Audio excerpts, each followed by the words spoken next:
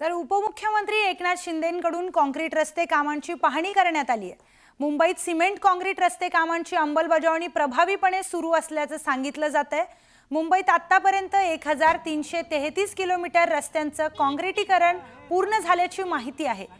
उर्वरित रस्त्यांच्या काँक्रिटीकरणाची कामं 2 टप्प्यांमध्ये होणार आहेत।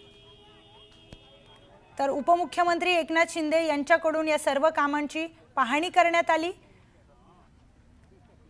मुंबई सिमेंट काँक्रिटी रस्ते कामाची अंमलबजावणी प्रभावीपणे सुरू आहे, हे सुद्धा त्यांच्याकडून बघण्यात आले।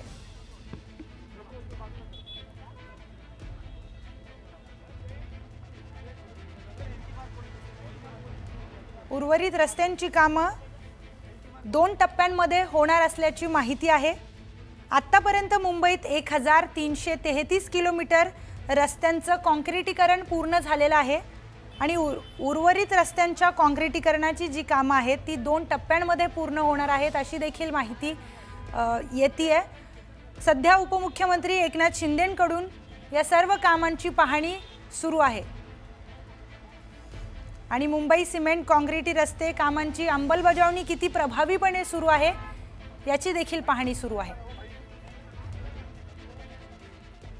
मुंबईतील एल्फिस्टन पूल लवकरच पाडण्यात येणार आहे। मुंबईतील एल्फिस्टन पूल लवकरच पाडण्यात येतोय आणि त्याचमुळे एल्फिस्टन ब्रिज पाडू नये यासाठी उबाठा शिवसेना आणि मनसे मैदानात उतरलेत। या पाडकामाविरोधात मनसे आणि उबाठा शिवसेनेनं आंदोलन केले। पुलाचं पाडकाम केल्यानंतर दोन्ही बाजूस राहणाऱ्या नागरिकांच्या जाण्या येण्याच्या व्यवस्थेचं काय, पूल पाडल्यामुळे बाधित होणाऱ्या व्यापारी आणि फेरीवाल्यांच्या रोजगाराचं काय, असे सवाल उबाठा शिवसेनेने केलेत।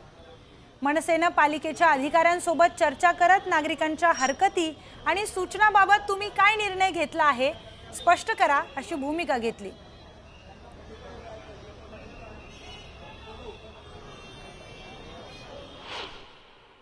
तुम्ही हा ब्रिज जर पाडलात तर एकंदर सगळा लोड हा टिळक ब्रिजवर येईल आणि लोकांना जर रुग्णालयात जायचं असेल, केईएम आहे, टाटा आहे, बरीचशी रुग्णालय त्या साईडला आहेत, तर सगळा लोकांची कुचंबणा होईल, ट्रॅफिकमध्ये अडकले जातील। परत स्कूल बसेसचा प्रॉब्लेम आहे, लोक कामाला जातात त्यांचा सगळा प्रॉब्लेम आहे। हा सगळा प्रॉब्लेम क्रिएट मोठ्या प्रमाणात होईल। हा होऊ नये यासाठी पहिल्या उपाययोजना करा, हीच आमची मागणी आहे। लोकांनी हरकती घेतलेल्या आहेत, सूचना केलेल्या आहेत, त्याच्यावर अद्याप तुम्ही काही उत्तरं दिली नाही, त्याची काय दखल घेतली आहे त्याचं स्पष्टीकरण दिलेलं नाही आणि डायरेक्ट जर तुम्ही हा ब्रिज बंद करायला घेणार असाल तर त्याला आमचा विरोध राहील। पण हा ब्रिज तोडण्याच्या अगोदर तिथल्या स्थानिकांच्या समस्या काय आहेत, काय नेमका अडचणी आहेत, कोण त्यांना एसी कॅबिनमध्ये बसून समजणार आहेत का? म्हणजे स्थानिक लोकप्रतिनिधी आहेत, स्थानिक आमदार आहेत, स्थानिक नगरसेवक आहेत, यांना खरं म्हणजे विश्वासात घ्यायला पाहिजे होतं की काय अडचणी येतील। कारण हा ब्रिज तोडला तर सगळ्यात पहिला मोठी अडचण अशी आहे की वेस्टवरनं ईस्टला यायला आणि ईस्टवरनं वेस्टला जायला कुठलाही मार्ग नाही आहे। एक ब्रिज त्यांनी केलेला आहे, तो ब्रिज आहे एकदम आतमध्ये, तो रेल्वेचा ब्रिज आहे, तो वापरण्याकरता तुम्हाला माहिती आहे एकदा चेंगराचेंगरीमुळे तिथे प्रचंड मोठा अपघात झाला। इंडिया बुलच्या त्या परिसरापासून तर प्रभादेवीपर्यंतचे लोक जाणार येणार कसे, कुठेही विचार केलेला नाही।